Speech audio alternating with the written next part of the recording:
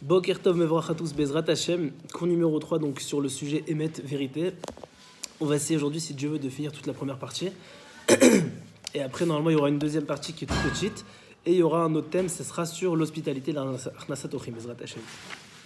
Donc comme ça, le mensonge proviendra du fait que l'individu ressent de la peur à l'égard des autres. Pourquoi ? Parce qu'une personne qui a tout le temps confiance en Dieu, il n'a pas besoin de mentir, il n'a pas besoin de se prouver. Ce qu'il dit, c'est Emet, et donc il fait confiance à Dieu, en se disant que la vérité qu'il va dire, c'est la vérité, c'est pas du mensonge.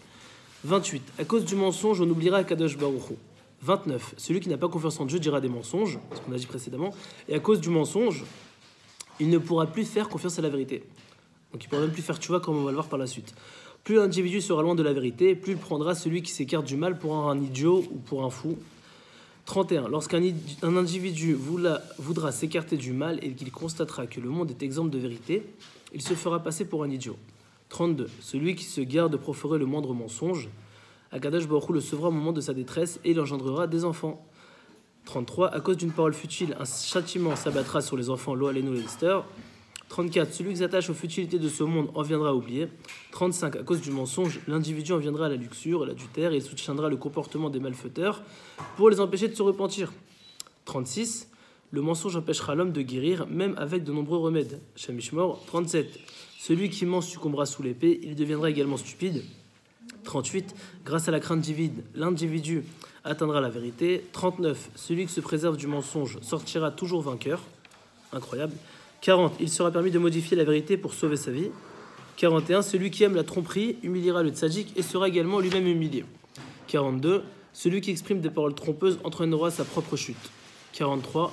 La vérité préservera l'individu de la médisance et permettra l'agrément de sa prière. Et lorsqu'on le jugera là-haut, ce sera selon ses mérites.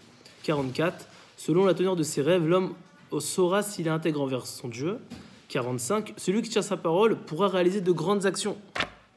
46. Celui qui n'a pas d'orgueil sera épargné du mensonge.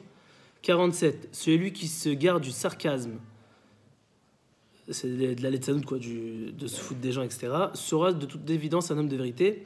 48. Si l'individu est un menteur dans une autre existence, lorsqu'il se réincarnera, sera dans un gaucher. C'est marrant ça. 49. Celui qui se préserve en disant toujours la vérité sera considéré comme s'il était un artisan des cieux, de la terre, de la mer et de tout ce qu'il renferme. C'est entre guillemets l'associé de Dieu. C'est incroyable. Le mensonge ne s'accommodera que dans des paroles, pas dans des écrits. Des enseignements de Torah de prophètes et des sages ont été relatés dans un style exagéré. On a vu par là que celui qui ne ment pas, je fais juste un petit résumé de tout ce qu'on a vu, il pourra faire de grandes actions, ça le protégera lui, ses enfants, ça lui donnera la crainte de Dieu, ça lui permettra de faire tchouva, ça lui amènera que des brachot. Ça vaut le coup vraiment de faire attention, Bezrat Hashem, qu'on puisse tout le temps essayer d'être émet, à part si chas v'shalom il y a un risque de mort, et qu'Hachem nous envoie que des brachot, rak sa mère à tous si Dieu veut. On a fini la première partie de vérité, donc voilà, Bezrat Hashem, qu'on puisse savoir que des bonnes choses et passer une magnifique fête de Pessah. Pessah, qu'Hachem sa mère à tous, Bezrat Hashem.